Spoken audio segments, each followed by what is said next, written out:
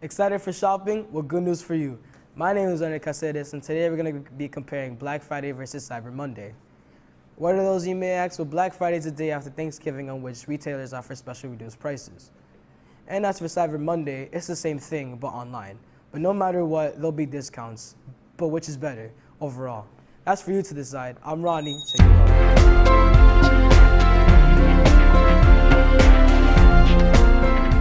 Welcome to Gator News. My name is Wadalis Garcia. Today we are going to talk to you about the improbable players. I'm sure you guys love their performance, so why not learn more about them?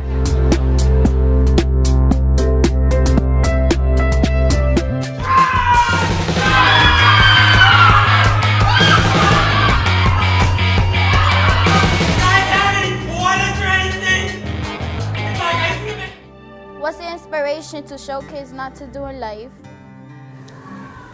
Well, I just sort of feel as though if when I was younger, if I had known the things that I know now, that I would have lived differently.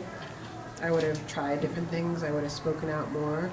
So if I could possibly help the younger generation not have to go through the things that I had to go through, because honestly, I'm very, very lucky.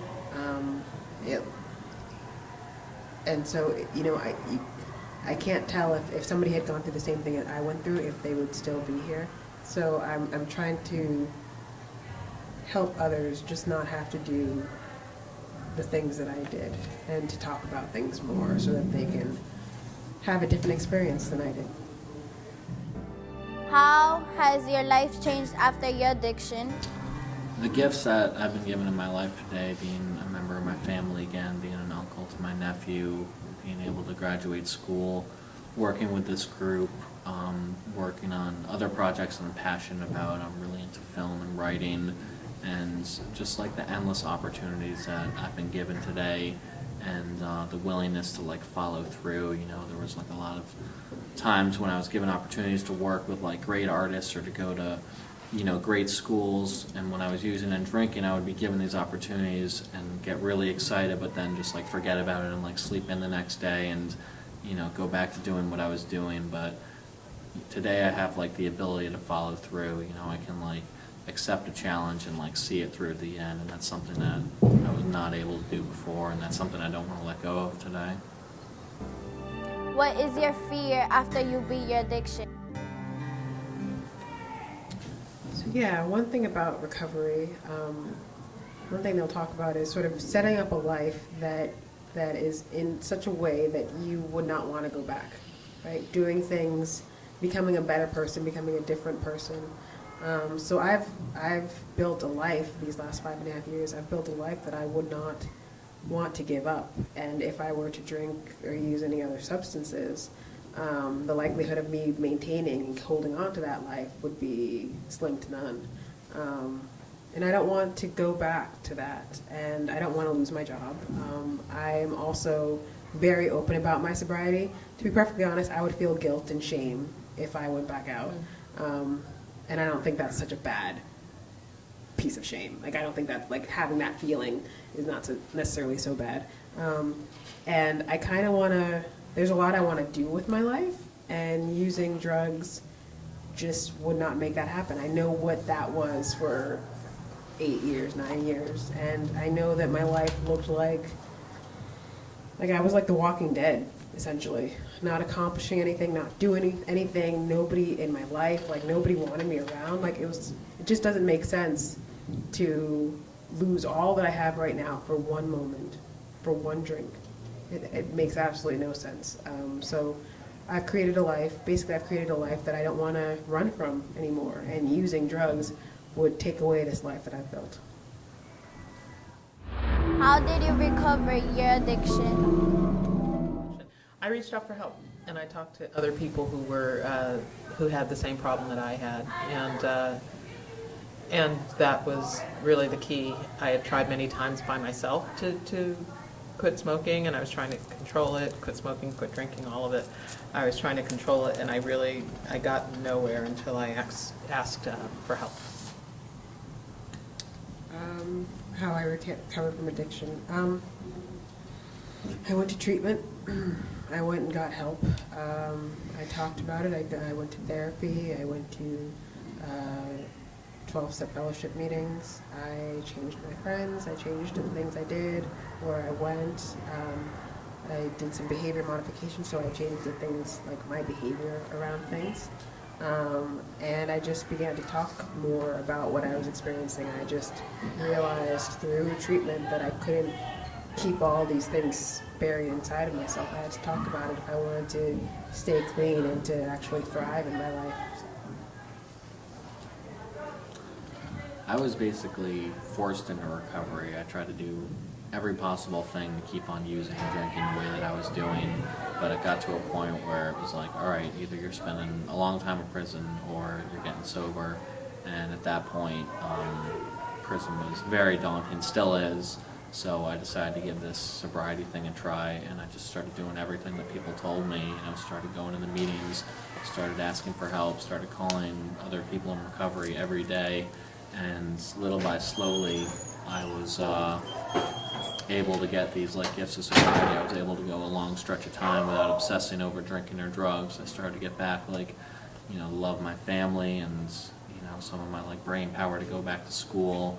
And like all the things that I said I'm never going to be able to achieve, I'm never going to be able to go a day without taking a drink or a drug, you know, I was able to do, and then some.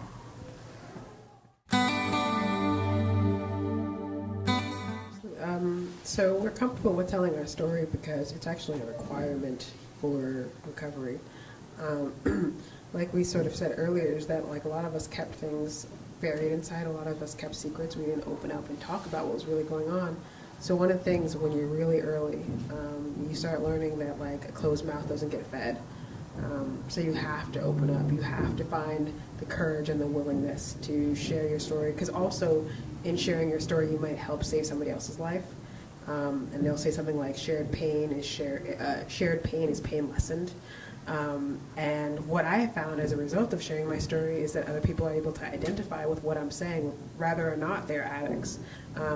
They can identify with like feeling sad or depressed or losing a loved one or whatever it may be. And also we seek to sort of end the stigma around addiction and mental illness and mental health as a whole. And so after a while it's nothing anymore. It feels like it's something that we're supposed to do, and there's no shame around admitting that you had a problem and saying that this is how I went about trying to get well, and here's the solution that I found. Maybe it'll be something that can help you too. Yeah, I don't have much to add to that except that, you know, we get up there and we tell our stories, and we do it quite often. And, you know, we do it at every show that we go to, and so I think the more that we do it, I hear my story, but it's my story, and it's the one I tell, and I forget that people are hearing it for the first time, and for them it's like, wow, how can you talk about that, or how can you say that? But for me, it's my story, and I talk about it, and I say it almost every day. So I forget that new ears are hearing it every time that we tell it. So that's why it's, I guess, so easy for me. That's it for today. Well, bye.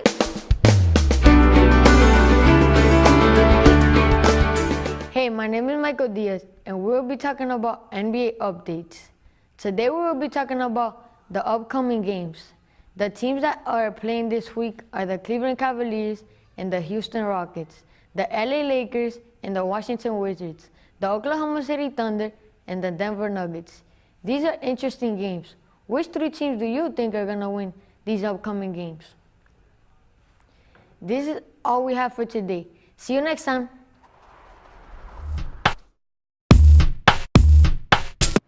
Hey, I'm Luis Rozan. And I'm Jadalyn Barbosa, and we're going to be talking about boxing.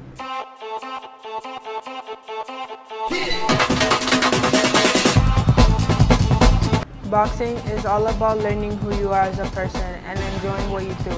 It's not all about hitting and winning. It's about the experience and technique. There's 2 layers on your hands when you box. Here's a clip of some few basic punches, but there's just more.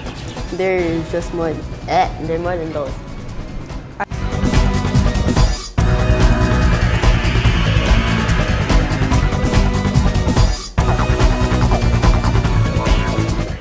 I started boxing a few months ago and I fell in love with it instantly. And from there, I have worked very hard to get where I am now. I'm Louis, And I'm Jada. and that's all we have today.